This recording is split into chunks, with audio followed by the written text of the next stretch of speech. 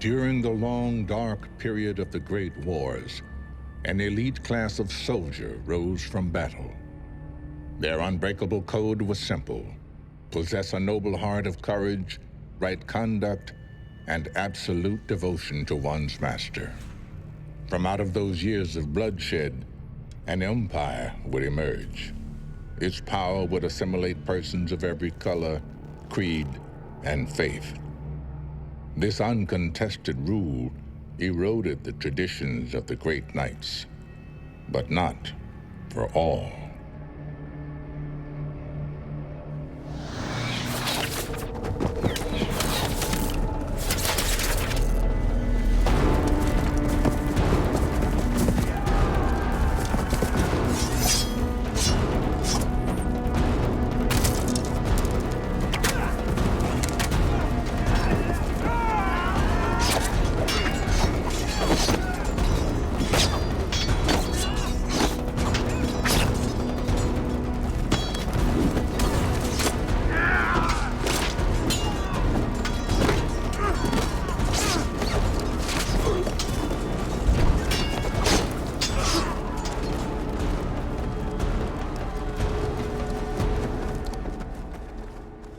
Lay down your swords, you may walk free.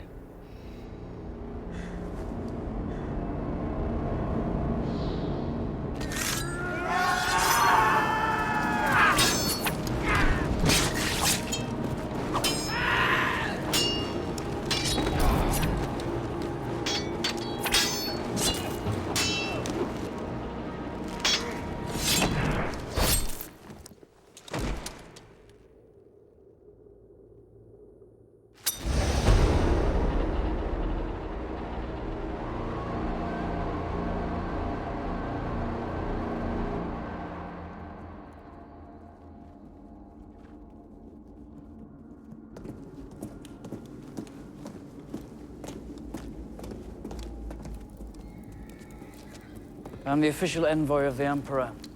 I carry a message for Lord Bartok. I welcome you to the castle. I will take the message. The message is for your master. Anyone who wishes to speak with my master must first speak with me.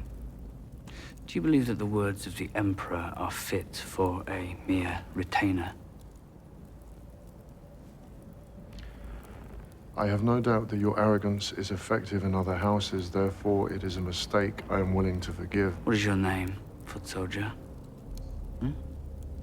I'm certain that the Emperor himself would want to know who has been so charitable toward his envoy. An introduction would have been the right place for you to start. I am Commander Raiden of the 7th rank.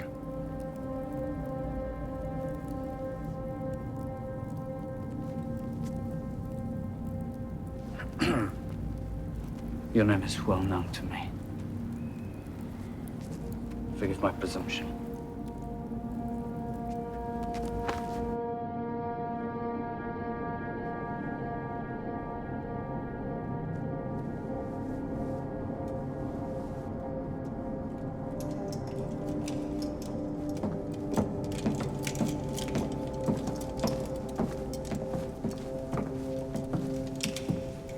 My lord,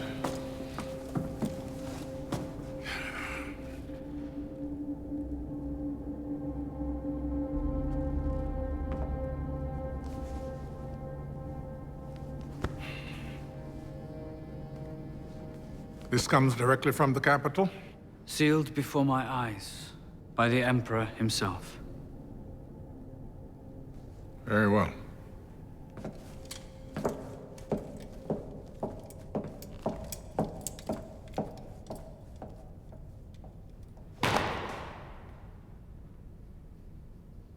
I am ordered to the capital to meet with Minister Giza Mott to review new protocols and duties. This is a farce. The new protocol is the bribe expected of me at that meeting, and for no other reason than to remain in his good favor. This minister's influence has grown considerably since your last term. He is favored to succeed as first counsel. I will not tolerate this kind of bribery, either in my own pocket or in my capital. What are your thoughts? I follow you, my lord. Since when do you speak anything but truth? Say what you think. Well, if it's truly the injustice of corruption which upsets you, then perhaps you might have been so passionately moved to act before it arrived in your own court. What exactly do you mean by that? Only that it would be prudent to examine if this is simply a matter of pride. It's not a matter of pride, it's a question of dignity. So you will refuse the duty? I refuse the extortion. My lord, corruption within the capital is nothing new. How is this different from any other absurd new tax? When a man like that can demand a bribe out in the open, with no fear of recourse, we're headed for a dangerous time. What? You think I hold on to an idealism that no longer exists? Perhaps.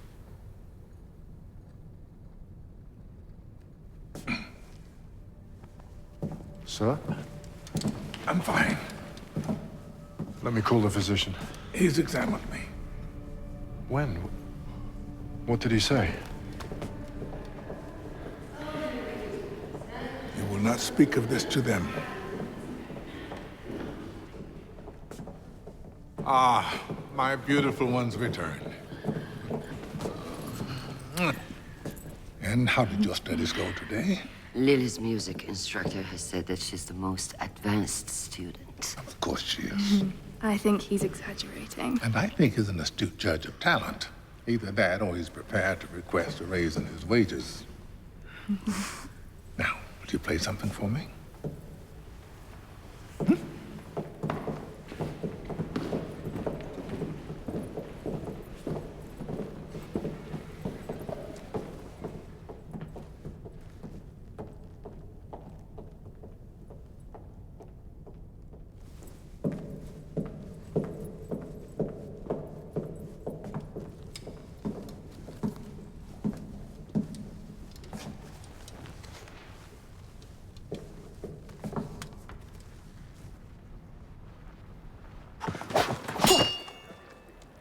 Good. Not all confrontations will be one-on-one. It's now practice sessions. I was not aware we were practicing such a scenario. There are never warnings in battle. Not all adversaries will adhere to the warrior's code as we do. You must always be on alert.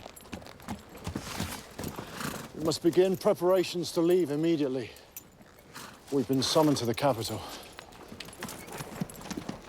Lieutenant, will I be joining the convoy? That is the commander's decision.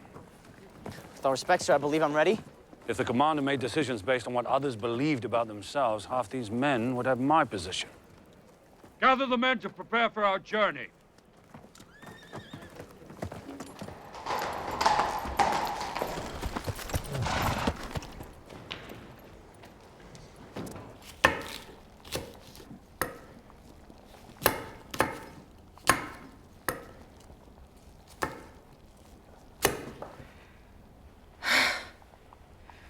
You startled me. How long have you been standing there? Hours. Your humor is not on par with your stealth. It is an unfair advantage to use your skills upon your wife. Trust me. It is you who has the advantage over me. And what might that be?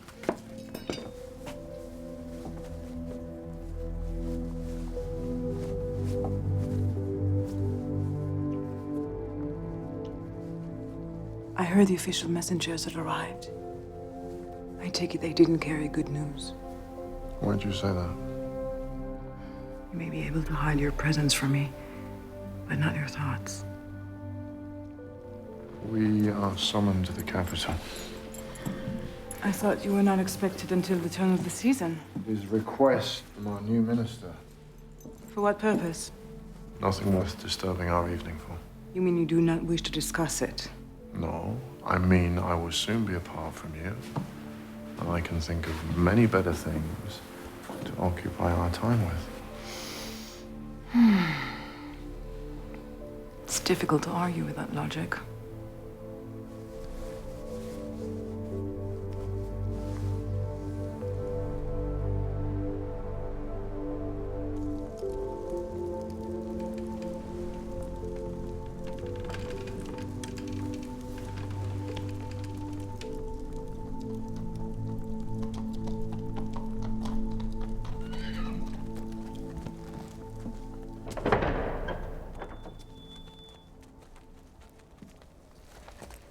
Come with me. My great-grandfather, a ferocious warrior. Not well liked, but he was responsible for expanding our lands into the province it is today. My father, he alone was responsible for protecting these lands during the Great War. You would have taken pleasure in knowing him.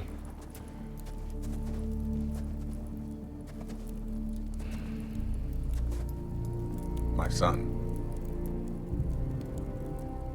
I have no heir.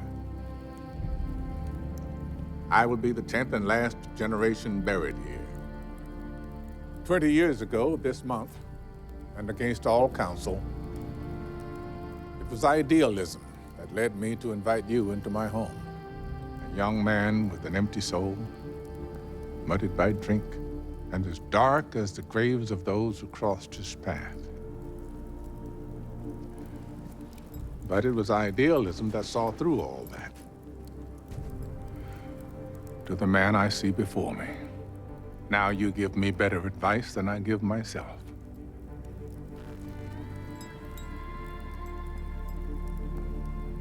When I have departed this world, these lands will be in your care. My lord. My name will be yours to uphold. But your sword is to be passed to an heir. I am merely your retainer. You are the heir to my spirit.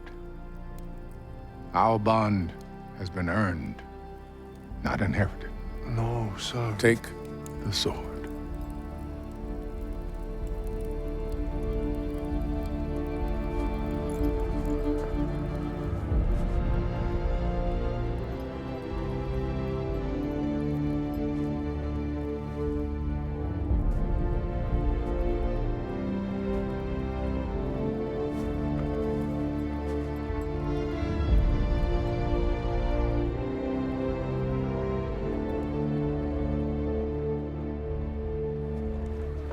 You be safe.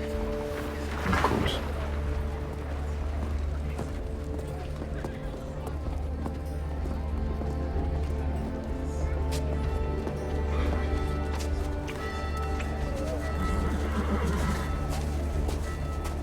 Be well, my love. You ready, Commander? Yes, my lord. We have the gift for Minister Guizamot. Yes, it's all taken care of.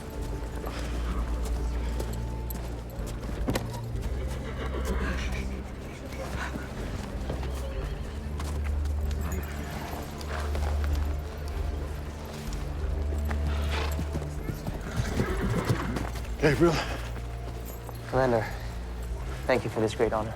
I know your mother and father well. If they were still among us, they would be very proud. So it begins again. So it does.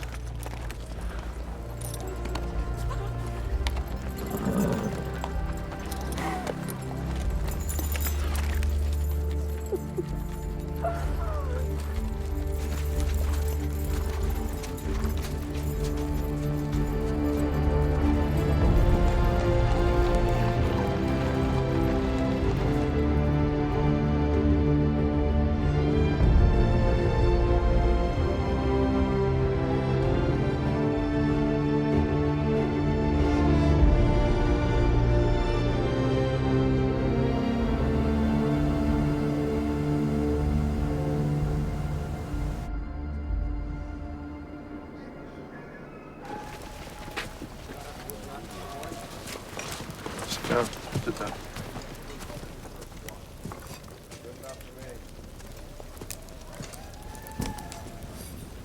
Sir, may I ask you a question? Of course. You've known our commander a long time, yes? Since I was your age. Is it true he was not born into the military class? He comes from peasant stock. Orphaned as a young boy. Entire family died of the fever. Is that when Lord Bartok took him in? No. Much later. When he was a young man. Why do you ask? Stories circulate about him. They say he was cruel and murderous, without conscience or honor. For many years, he was given to the drink. The dark fog made him violent.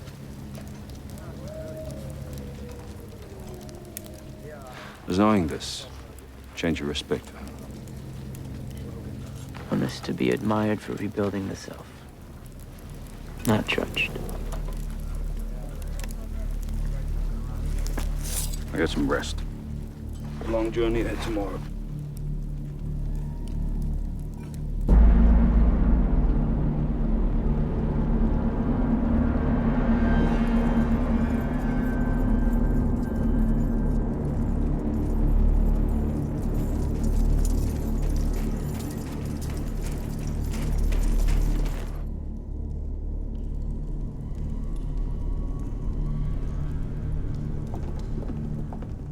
Welcome, Lord Bartok.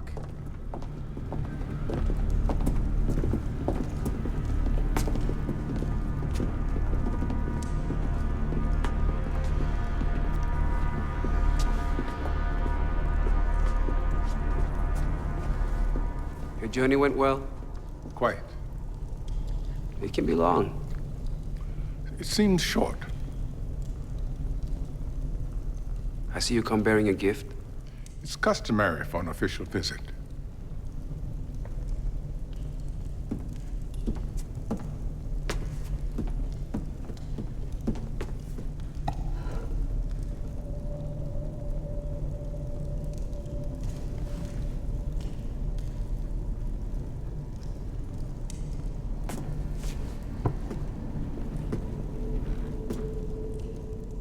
A robe. Fine robe. You may also keep the box.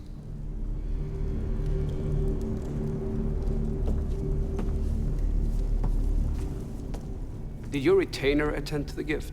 No. I chose it personally. Very well.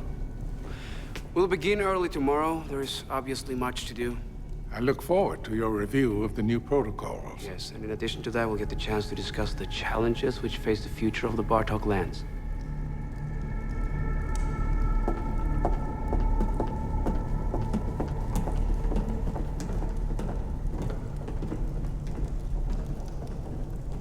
I don't think he liked the color.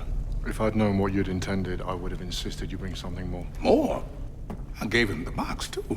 This is not a matter of amusement. He has taken this as a personal insult. Tomorrow, I will bring a more suitable gift. You will not. And in my presence, you will refer to the minister's demand as it really is. A bribe. Adopting the language of the pretense only serves to ease participation in it. My lord, I think that perhaps now is not the time to take such a hard stand. And if I ease my approach now, at what crossing will you recommend I stand my ground? When they've taken half my land? When it comes to a point where I have to exercise my own tyranny over those beneath me to support the bribes of those above? Who does it think he is? Perhaps he did not understand what is expected of him. He understands perfectly. Does he arrive here planning to make a name for himself at my expense? Or is he so filled up with pride that he has no room for humility?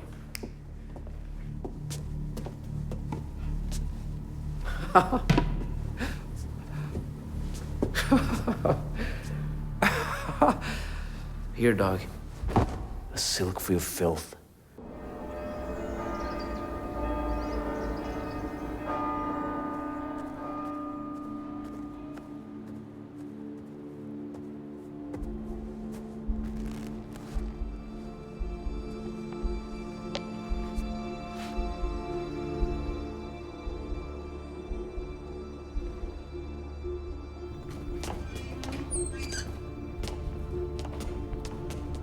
Where are we expected? There is something I wish to show you.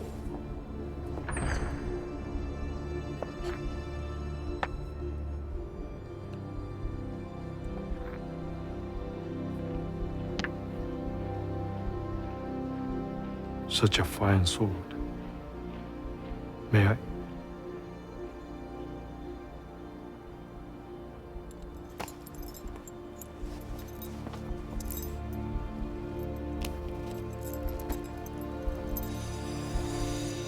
This is a nobleman's blade. Where did you come by it? It was a gift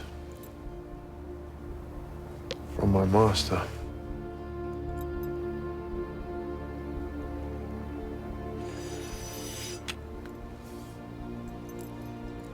I have never heard of such generosity from ruler to retainer.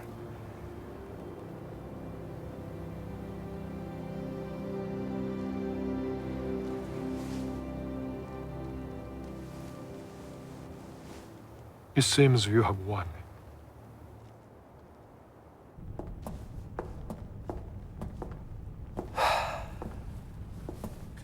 It is my favorite room here because it exemplifies the great virtues of generosity and humility. Qualities necessary to operate smoothly within the workings of the capital. A quality all the other noblemen whom I have received seem to grasp. Are you beginning to understand the point of our talk? Yes. Very impressive. You really intend giving all this away?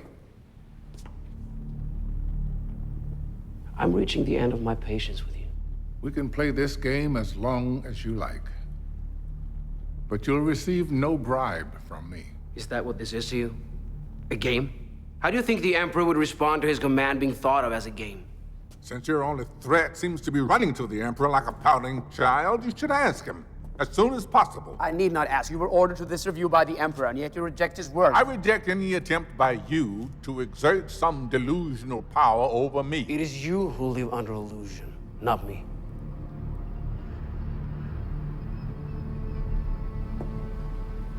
I offer you no threat, but a promise. I will not only take your property and standing, but I will turn everything connected to the Bartok name into dust. And when I'm done, it will be as if neither you nor any generation before had ever existed. You should be careful not to overstep.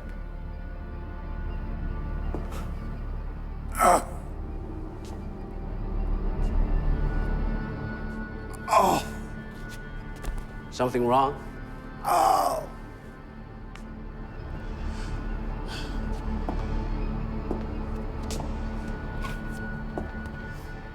I have known many like you. Men who, once their hairs bleed gray and their spines cut them like daggers, come to revise their own history. Truth is that your innermost fear is in fact your most striking attribute. You are irrelevant. You have neither cast a shadow nor left any footprints upon the great legacy of the Bartok clan. Your only achievement was being born into nobility. And you somehow failed to reproduce even that.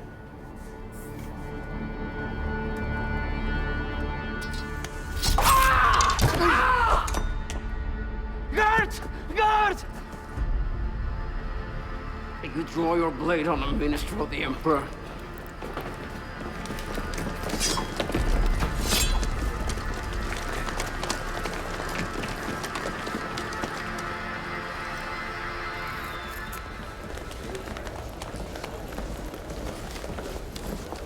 Minister, your father-in-law approaches. What happened? All I've been told is that you were attacked. I cannot say too much at this time. We are about to witness the wrath of the Emperor.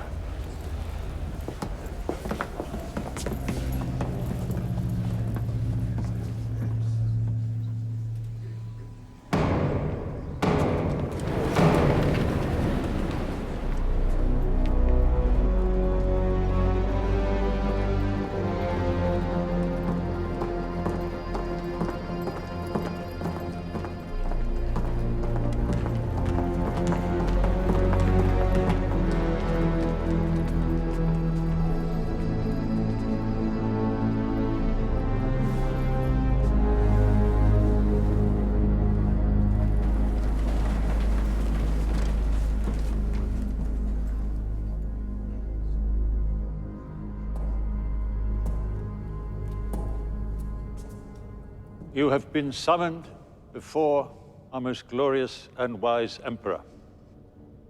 The prisoner who stands before you is Lord Bartok. He has committed the crime of attacking a loyal minister of the Emperor. The prisoner will now be permitted to address his peers before our master passes judgment.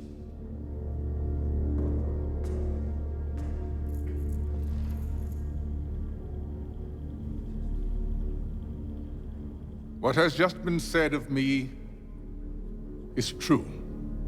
I offer no argument, nor dispute the simple facts. But they hardly begin to cover the scope of my true crimes. Honor requires more than admission. So I offer a full confession and the whole truth.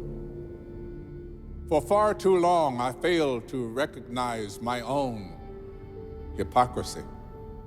I ignored my own cowardice, conveniently hiding behind a position of political compromise. And for what? To retain the meager wealth and rank that men desire. So I come before you a condemned man for having finally stood up to injustice.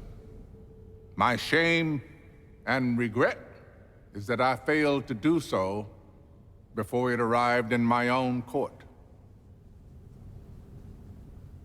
We supply the armies, we build the roads, we employ the nation. Still, we remain silent while our coffers are emptied and our freedoms eroded. There will be times where we are powerless to injustice, but there must never be a time when we fail to protest.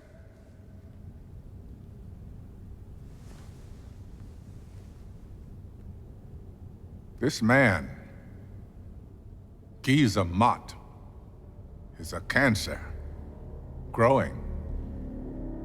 And the only proper thing to do is to cut it out. You all know what I speak of. Each one of you has been subjected to his extortion. But my words are not in judgment of my fellow noblemen. They are a warning. I urge you to consider what you are doing, for we are helping this man to forge the very chains that bind us. Which brings me to the confession of my true crime, so that I may redeem my honor. My crime is only that I failed to kill Giza Mott when I had the chance.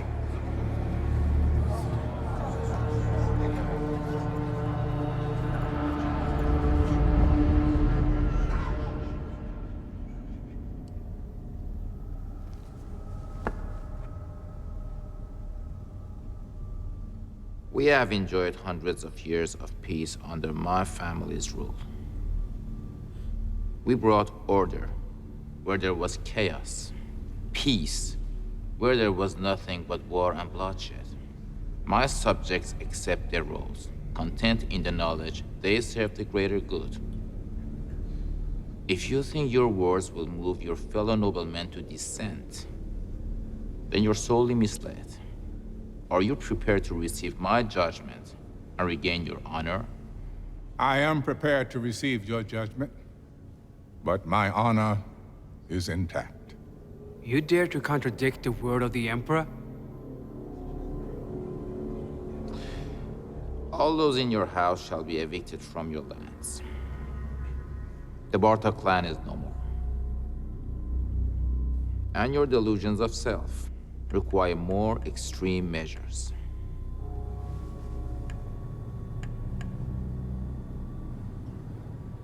Your crime and defiance to the ordinances of the capital shall be repaid with nothing less than your head. You cannot do this! How dare you address the Emperor directly? My lord, a judgment of this kind is unprecedented for a nobleman. This display of arrogance cannot go unanswered. What do you suggest?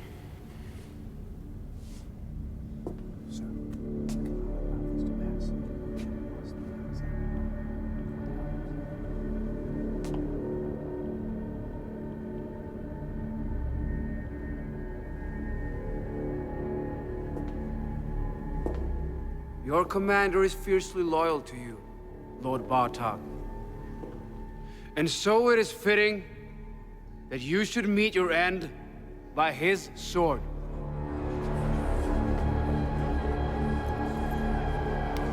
Should you refuse the order, all of Lord Bartok's blood relations shall be executed as well. Minister. First Council, the word of the Emperor has been spoken.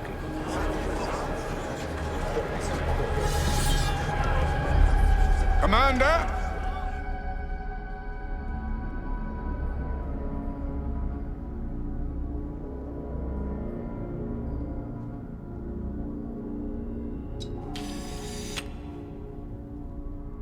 Let him pass.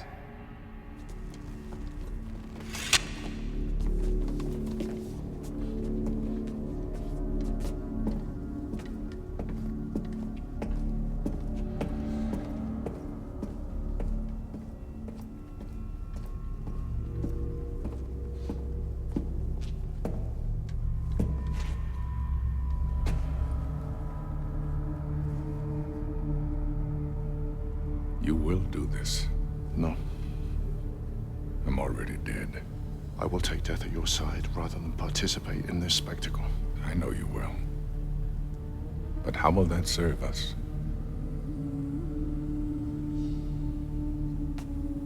My lord, I cannot do this. It's already done. Think only of what follows. The spirit of our clan will endure through you. Commander Raiden? The Emperor's word is not a request that requires your decision.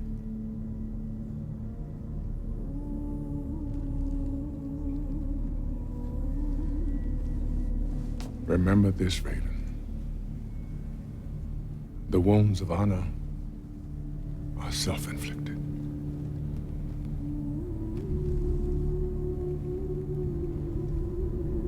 Draw your sword. My lord. Please. Commander, draw your sword.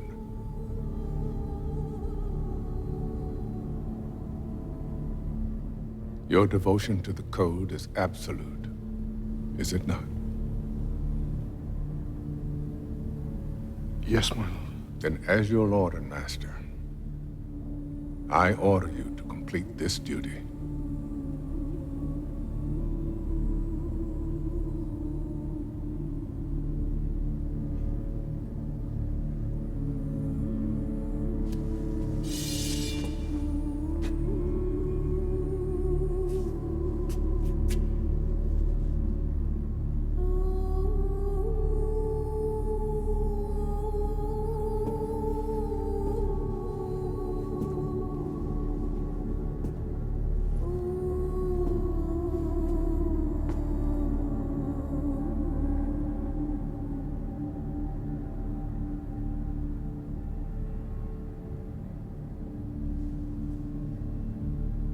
From this moment on, be no more grieved by what you have done.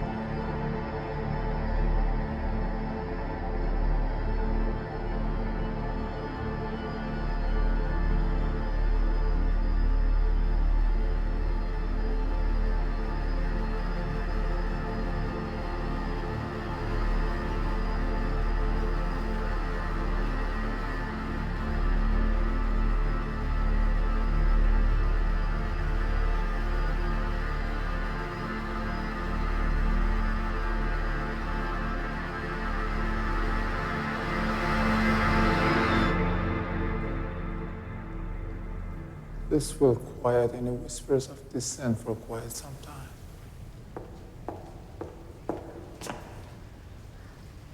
We must deal with Commander Raiden with a quick and firm hand. Do you offer this for our master's benefit or your own? Did you see how he stood before you? He's a rabid dog, that one. We control the warriors through their absolute loyalty to their masters. How do you think 2 million of them would react if we eliminated one of their own for exemplifying the virtue of loyalty? What if you should seek vengeance? He is not to be touched. There are already too many disavowed looking for a reason to act. If you come upon real proof that he intends to move against you, then I will order his death. But not until then. Is that understood? Yes, Master. Until then, shall I see to the eviction and the subsequent dispensing of the Bartok lands? The lands should be divided equally, so as not to favor one nobleman over another. Of course. But I will not bother our master with the details at this time. I will attend to it myself. I'm certain you will.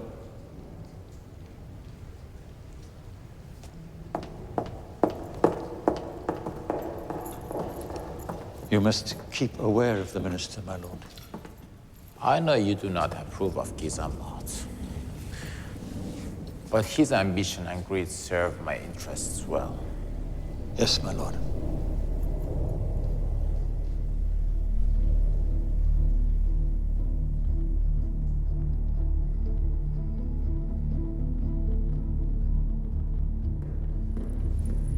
Anna.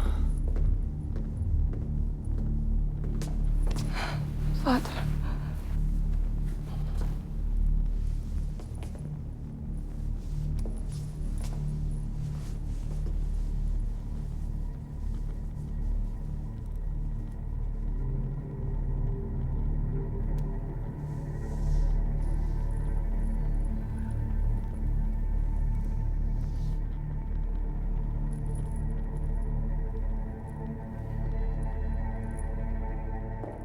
August. I hear your crops were plentiful this season. Yes, they were. So the lands I took and gave over to you proved sufficient in replacing the dying ones you had when we first met? They have. Perfect. Now, tell me, you knew Lord Bartok. What do you know of his retainer? I did not know Bartok that well, though we had a few dealings. As to this Raiden, I only know of him through rumor, tales of his violent past. You spent time with him. What is your assessment? I would be shocked if he were to let this go. I ask that you send me 1,000 of your men to increase my security until this is over with. 1,000? Yes. That is more than half my retainers. All of whom you have because of me. Would you prefer to return to the impoverished state you were in before I graciously took your daughter as my wife?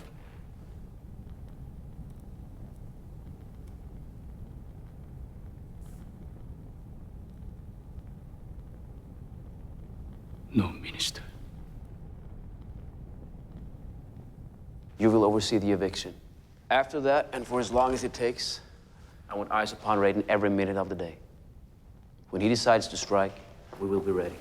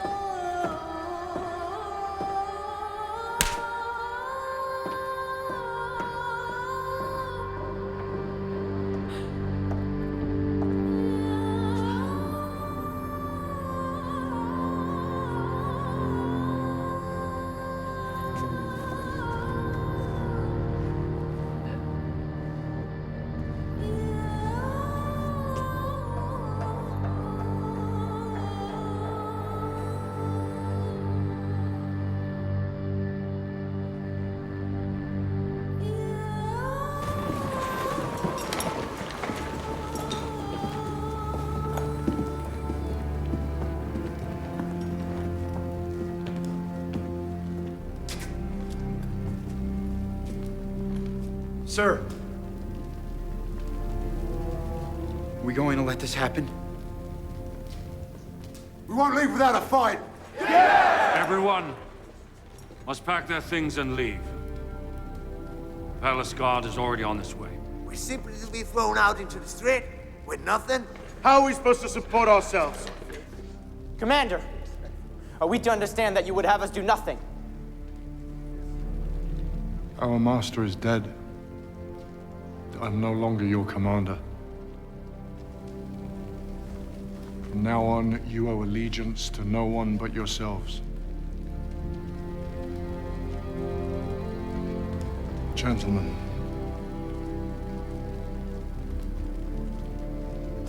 You are disavowed.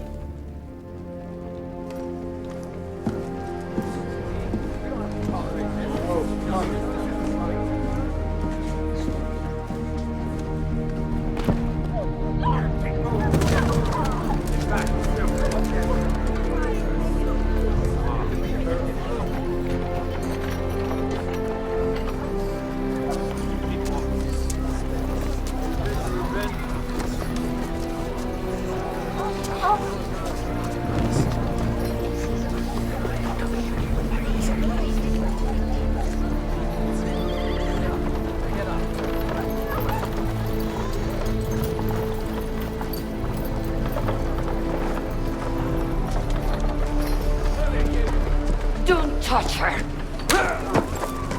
These people are losing their home. You will treat them with respect.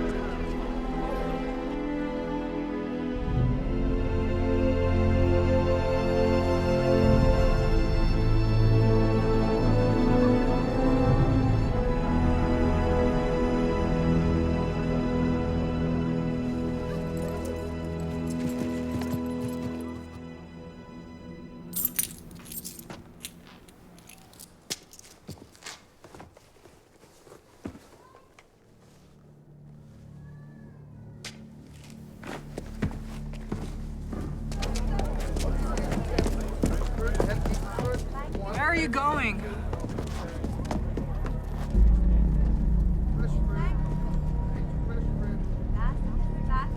I'll have a drink here. Round for my friend.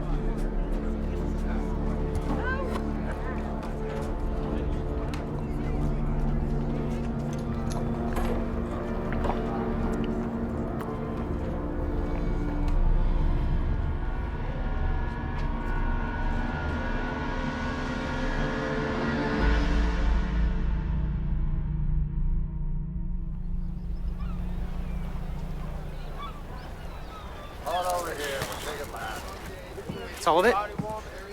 Well, it's barely enough to meet our expenses. Tonight we'll treat ourselves to a good meal in the city. It'll do you good. All right. Well, I'll be on my way. The roads into the market will already be busy.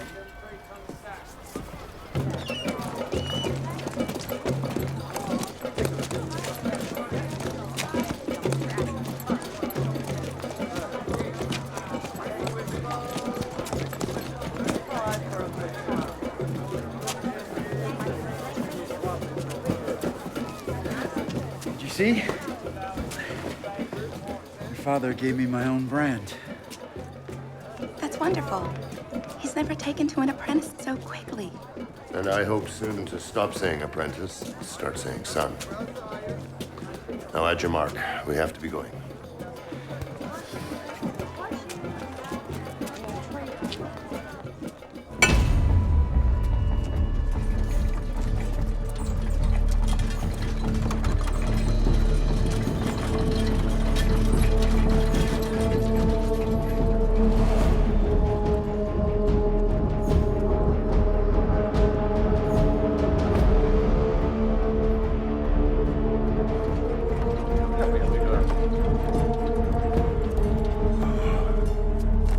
Once they have done installing the panels, we will continue with the floors. Yes, sir.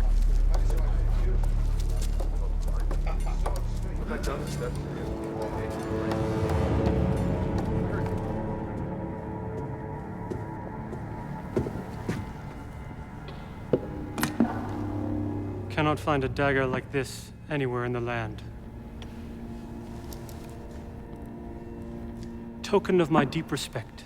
Support such as yours is how our nation grows in strength. You can be certain your request for tax relief will be heard. Thank you, Minister. Are you almost done? Yes. Perhaps my body would have the strength to rid itself of this memento if I had a physician of real skill. I've followed the proper treatment. Something seems to prevent the wound from closing. Is that what you offer as an explanation? Something? Get out!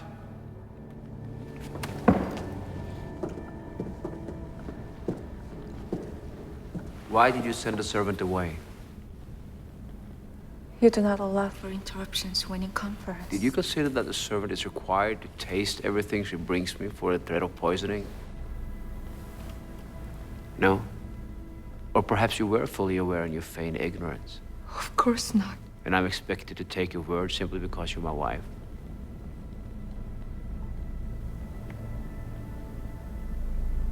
The tea is getting cold.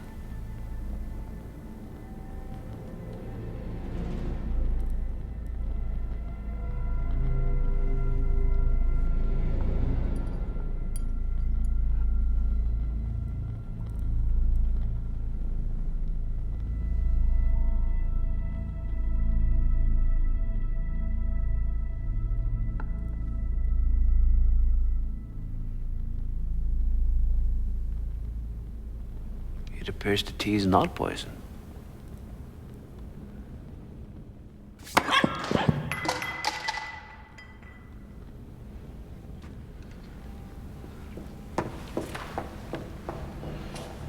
How is the gate coming along?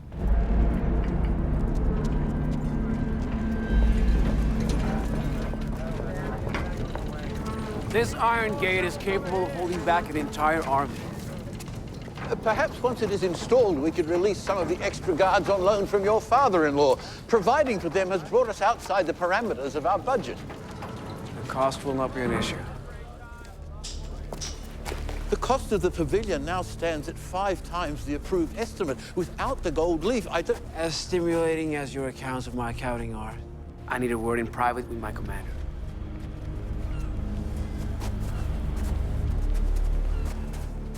What news have you for me? More of the same. And his men? Scattered about, finding employment where they can. Has he had any contact with them? None. And yet he still remains in the capital. We have eyes upon him every moment of the day and night. He's patient, but his act doesn't fool me. Nor should it you. Prod him.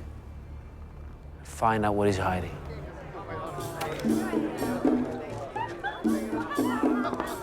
Right, please follow me. Look who's here. Lieutenant. Please, seat everyone. Hey, bring us some more to drink. Gabriel. So, what do you say about my establishment? Certainly it is a good fit for you. A perfect fit. And you? How are you keeping yourselves? I'm managing the fishing boats of a wealthy merchant. Gabriel is working for the Mozza. That would explain your distinctive fragrance. And the reason my wife allows me to remain here alone. No other woman will touch me.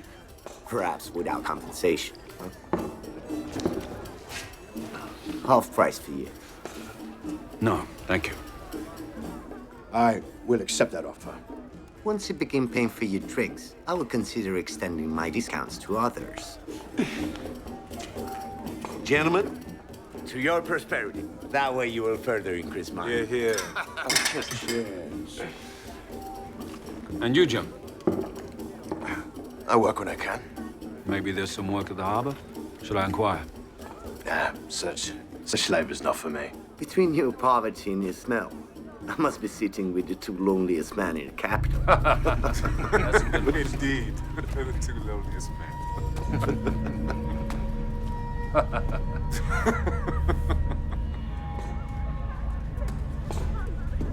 Spends most of his days here now.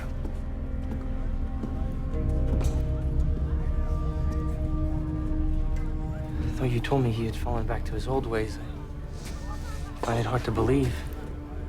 He appears to be better than usual tonight. I must be going. Please, do not leave on account of him. Sickens me to be in his presence. Lieutenant! Lieutenant! Where are you going? Come and have a drink with me. No longer your lieutenant.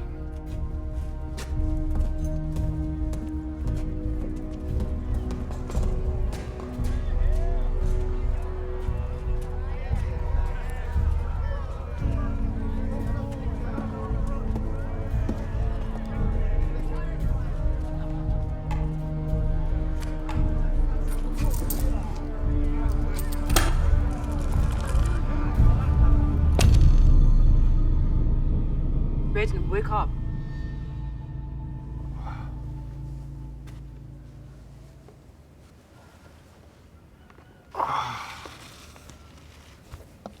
Here, drink this.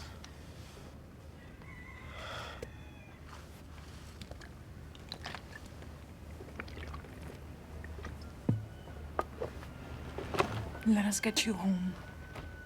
I'm fine. Let me help. You can barely walk. I don't need your help. I'm fine.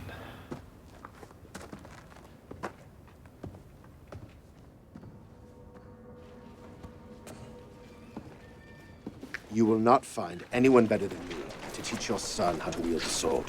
I gave you my offer, and I don't see anyone else here bidding on your talents.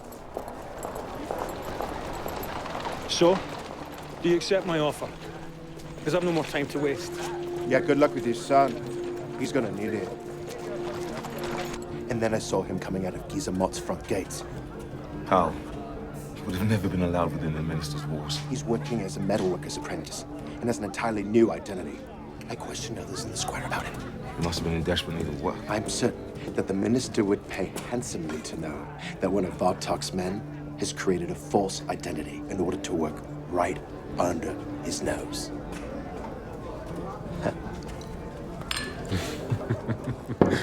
Shall we? The first thing I'll do with my newfound fortune is obtain lodging close to the drinking establishments. I like the sound of that. And now what about lodging?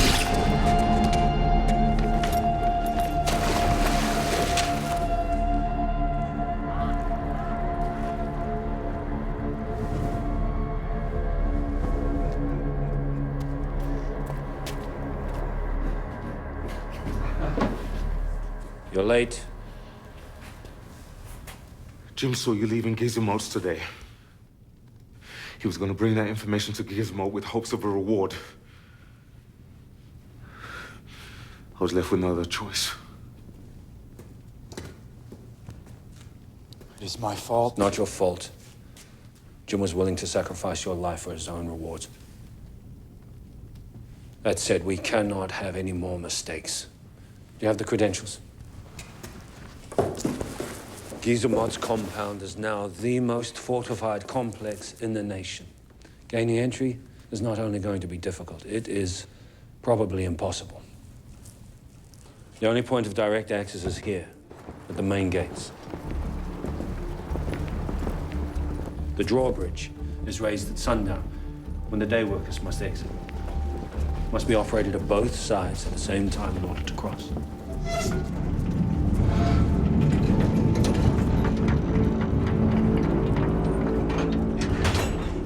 We have to take control of it. From the outside, here, and the inside. Here. Past the main gates, soldiers' barracks. 250 soldiers sleep here every night, fully armed and ready to fight. We won't be able to fend them off if we wake them. Once past the soldiers' barracks, we must enter the garden maze. It's the only way to traverse the compound unseen. Not only do I have to prune every tree, but since the minister's chambers are set so high, I have to ensure the gardens look good from above. That brings us to the pavilion. It is the only point of cover before the castle. If we are able to survive the torrent of arrows raining down upon us, we'll finally reach the iron gates of the residence.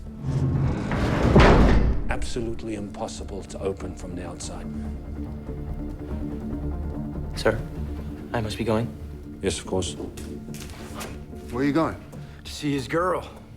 Oh, why are we spending time on this when we could be hearing the young ones' tales of innocence lost? Leave the boy be. Mind yourself. Here are the forged documents necessary for working inside the compound.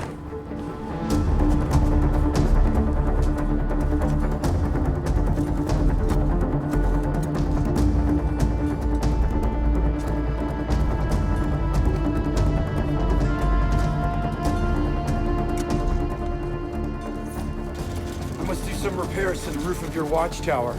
The previous carpenter did not do very good work. With the wages they pay us, who could blame him?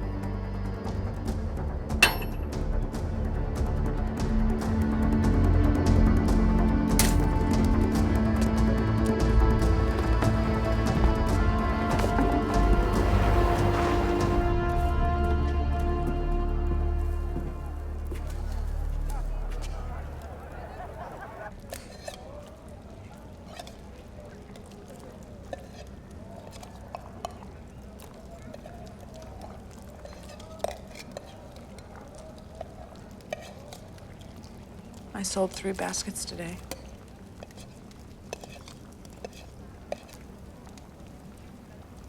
Something wrong? I'm tired of eating nothing but rice. If I was not the only one working, perhaps we could afford something else.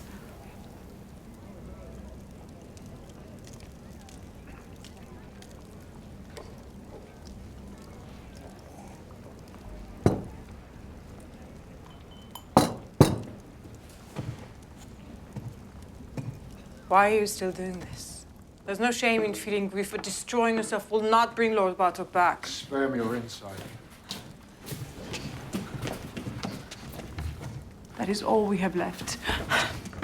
Come and stay in with me just one night. Watch you weave more baskets. Please, Raiden! Please. I cannot do this for much longer.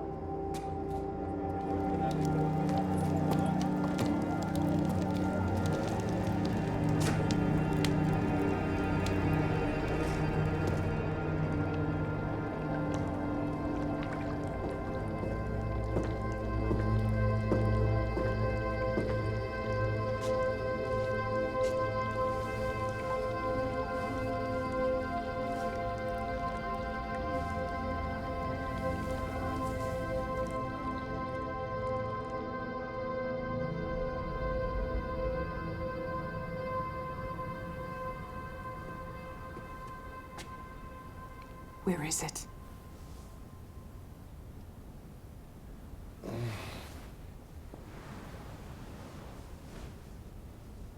Where is it? What? Your sword. Oh.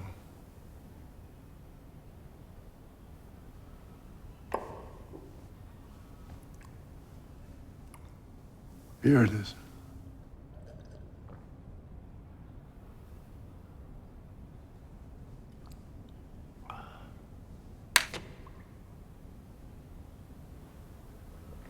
I'm leaving. I agree. This is not the type of establishment for a respectable woman. I'm leaving you. I have struggled with the hope that you'd come back to me. Return to being the man I married, but that you'd sell your sword. Only proves you never will.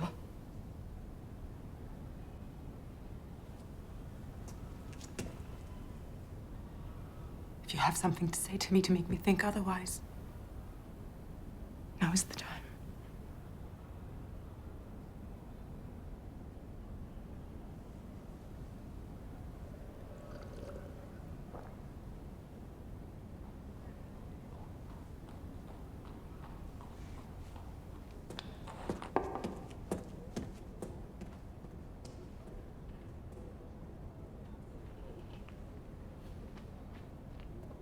Sir, the minister has been summoned.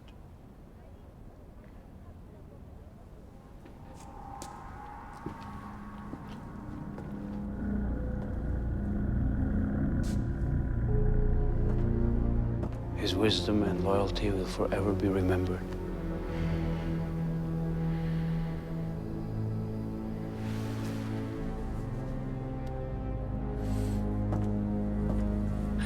Come with me.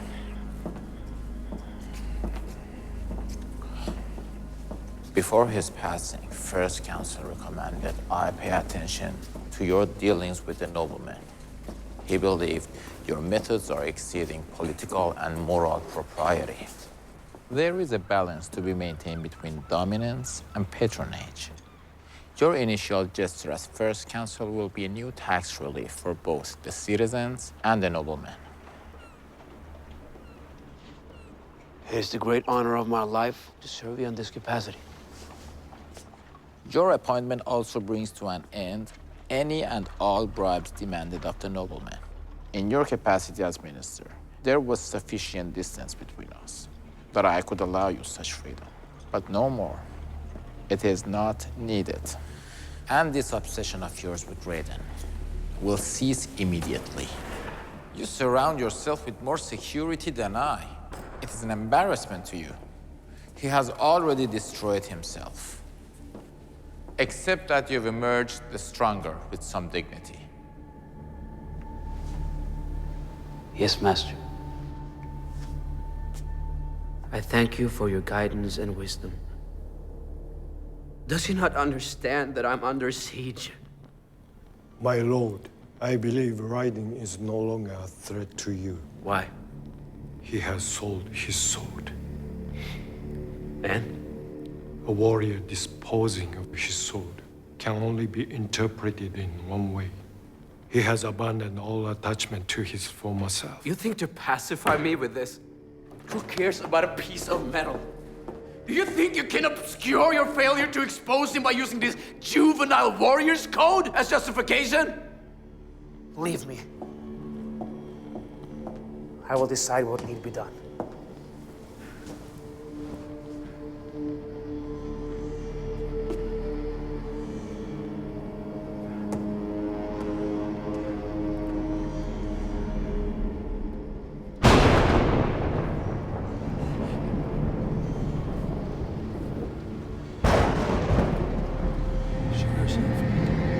Show yourself! Show yourself!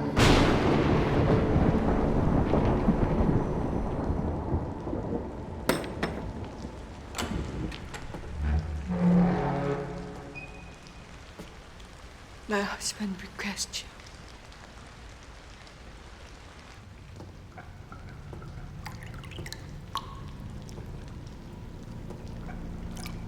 These unfolding paths have been quite interesting when you consider them.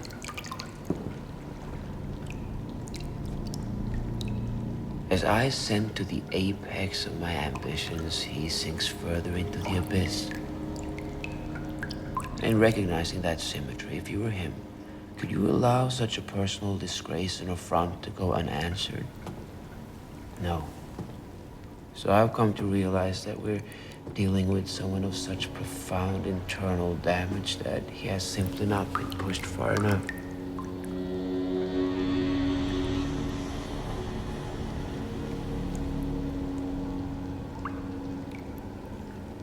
Find me Lord Bartog's family.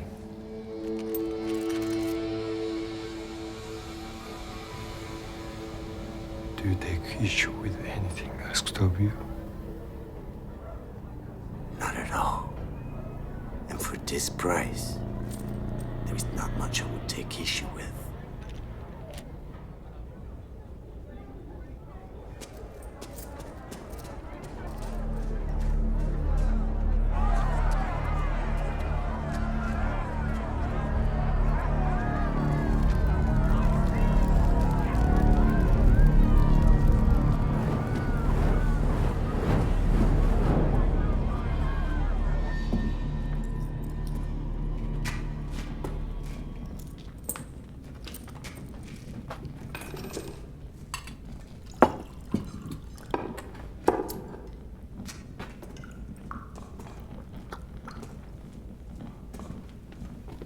Commander.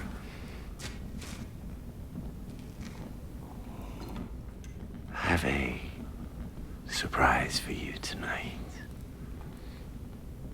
A new selection.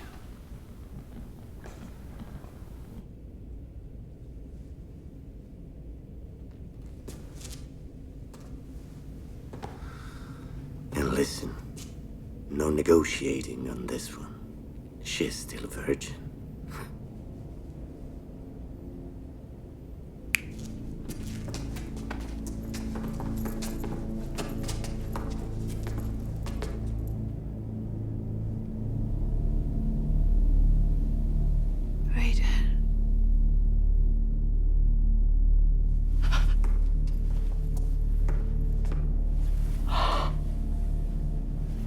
Aiden.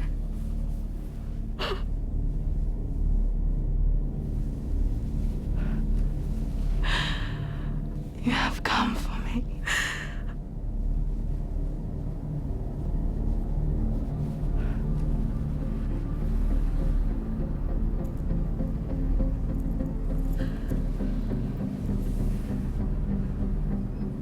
What is wrong? You have come to take me. Have you not?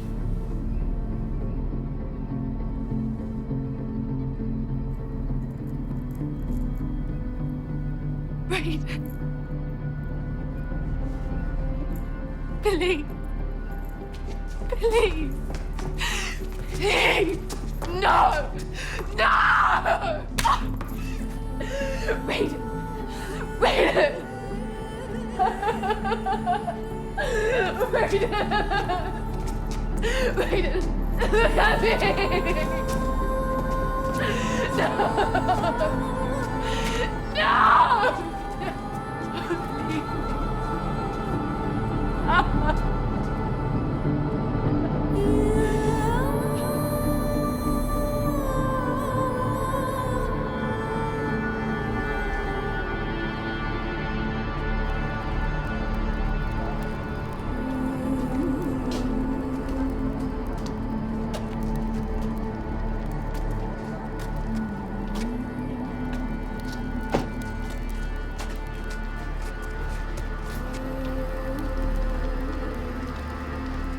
It is over.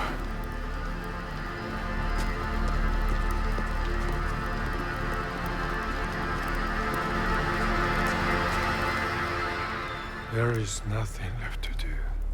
Are you sure? Perhaps he simply didn't care for the girl. Are you listening to me? His master's daughter was presented to him as a whore, and he did nothing. He cares for nothing. Not honor, not his family, not himself. And certainly not you.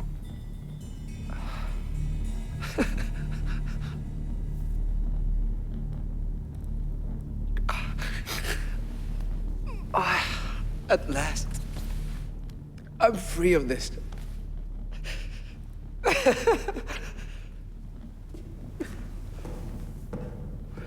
Well done. Well done.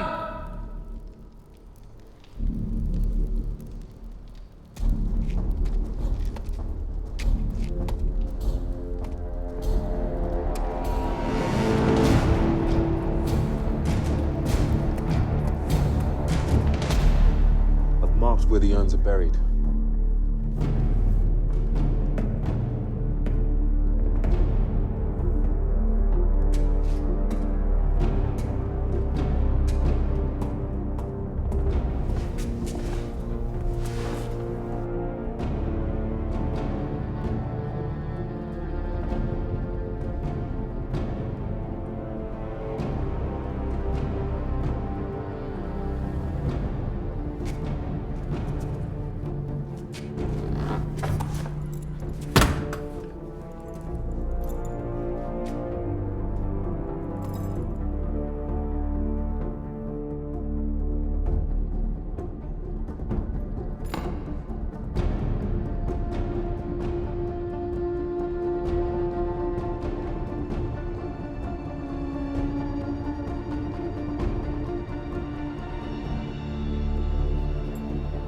You did well.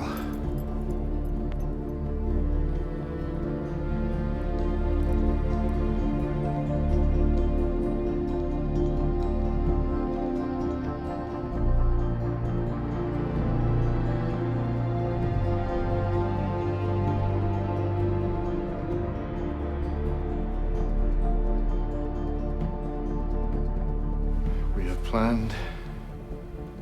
We have sacrificed. We have waited for the right moment. And now,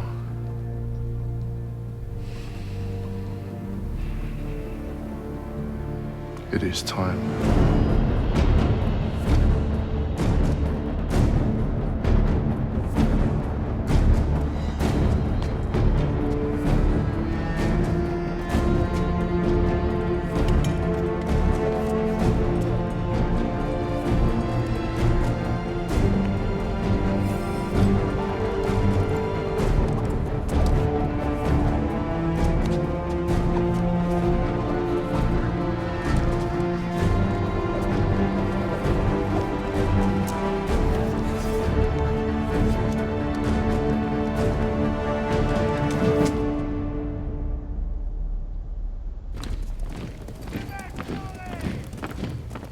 August, welcome.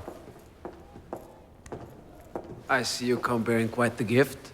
I wanted to give you something special to recognize your well-earned appointment and to thank you for returning my men.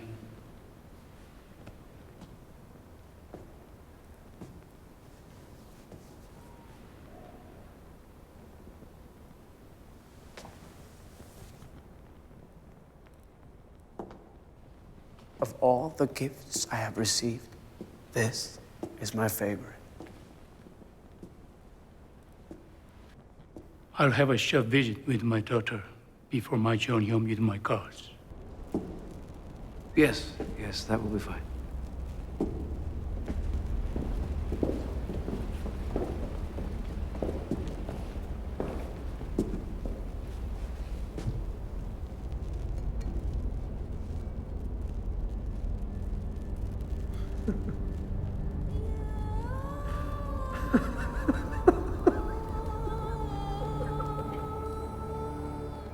Honor is something that all men are born with. It cannot be taken from you, nor can it be granted. It must only not be lost. We now stand at the door of our final great act. Tonight, our enemy will bear witness to the unbreakable code of the 7th rank.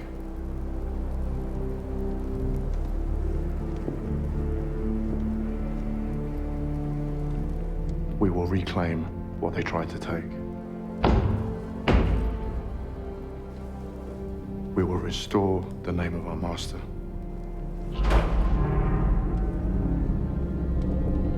The voice of our people.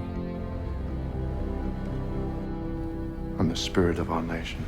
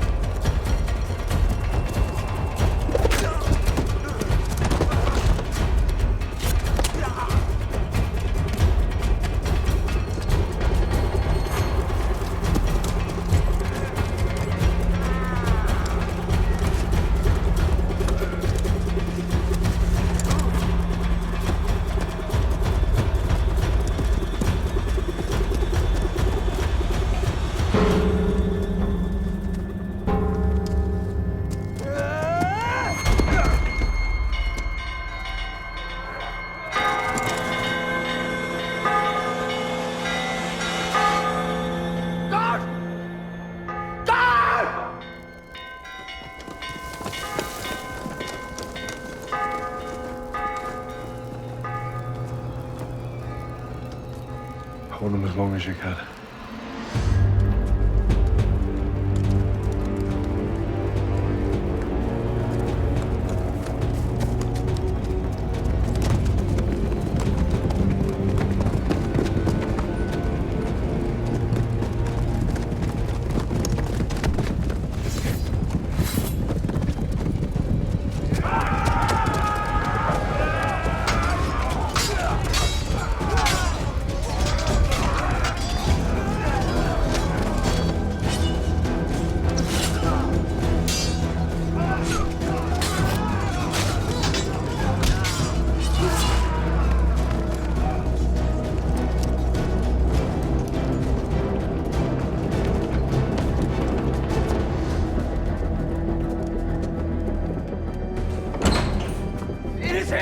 Stay in your chambers. Why did I ever trust you? I told you, you imbecile! Remain in your chambers. Open the flap! Ready the archers!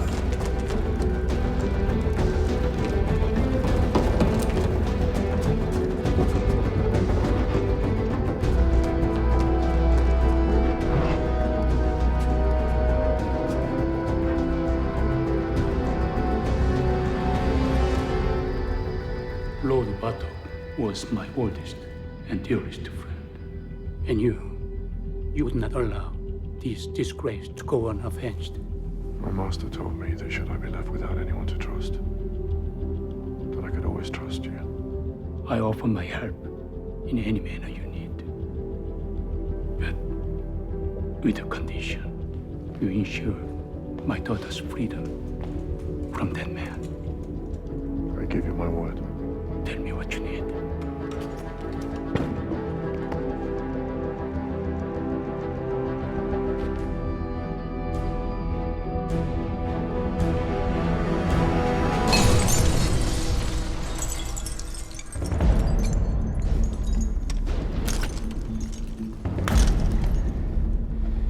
Find somewhere safe to hide. Wait. Thank you.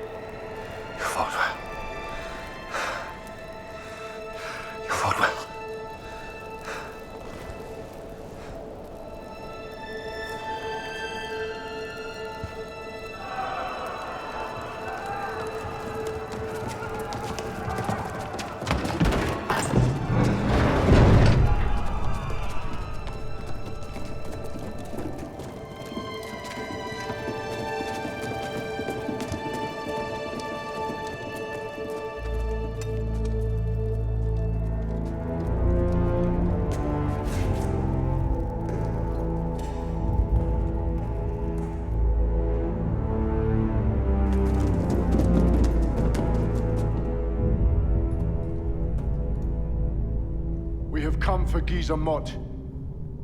I can no more back down than you.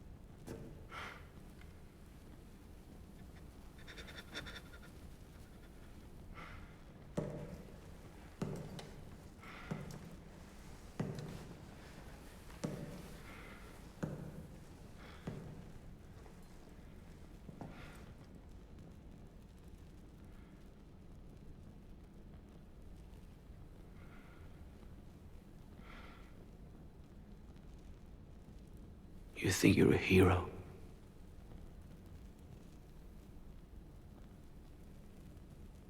You will be remembered only as a traitor and a disgrace.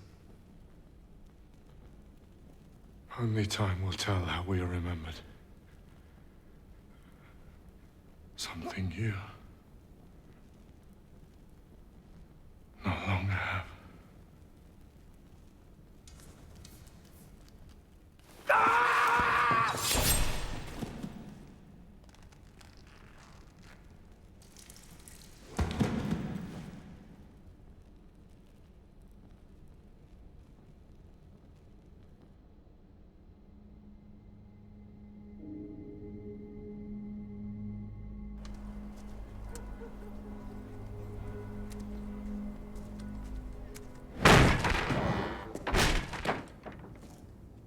Who is it? We're closed.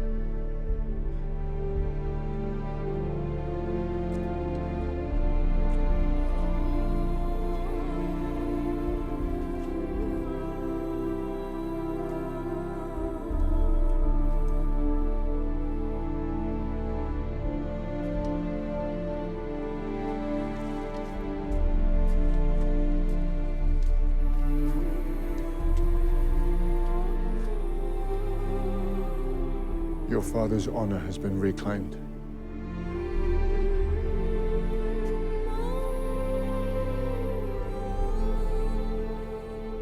The Bartok name will never be forgotten.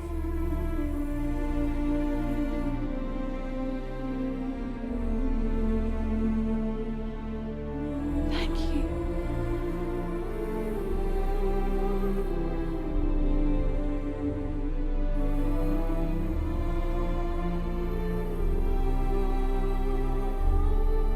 To wage an attack on the First Council is a flagrant disregard of my power and will not go unanswered.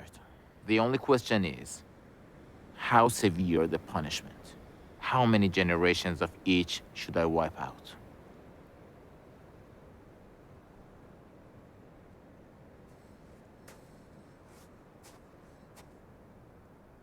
The only reason you are all here is because I am without a First Council. Now will someone speak their mind?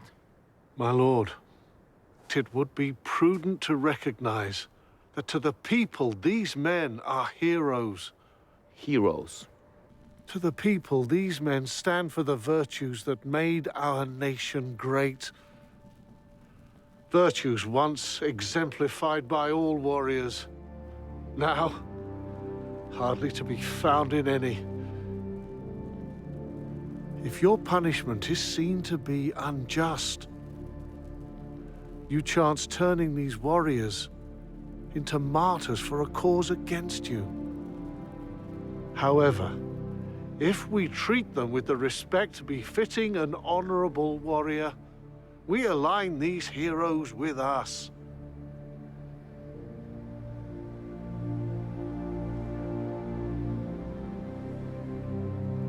I cannot allow such transgression to go unpunished. Everyone must be reminded that no one can stand against the Emperor. My Emperor. May I offer a solution? I have one more request. If we are to succeed, the Emperor's first instinct will be to take the heads of each of my men and their families. You're correct. But as with all his decisions, he will first seek advice. Without a First Council at his side, he will be open to the voices of others. You mean to say mine? My men accept that death will be waiting for them upon completion of our task. They are warriors of the 7th rank. They will not ask for a reprieve, but I ask it for them. And not yourself. These warriors are nameless to most, but one stands apart.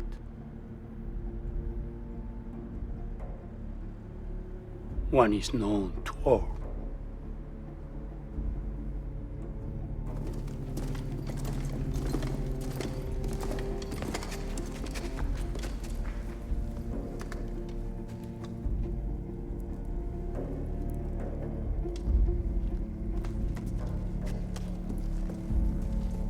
Commander.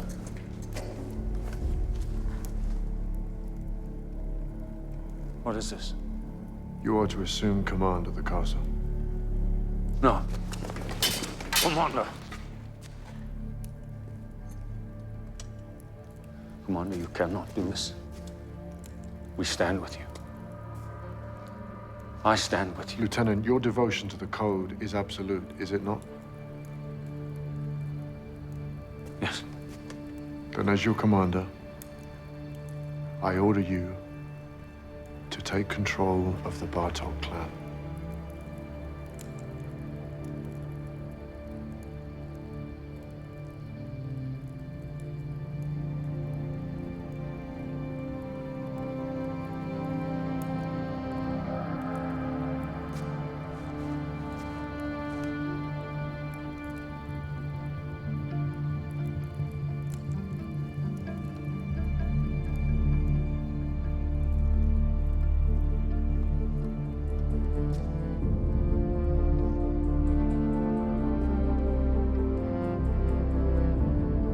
It is with benevolent wisdom and esteem that the Emperor proclaims these noble warriors as heroes of the people. They are a shining example and a reminder of those values that bind us as one great nation. However, no matter what the circumstance, an attack on a member of the Emperor's Council is by law considered an attack on the Emperor himself and our great nation.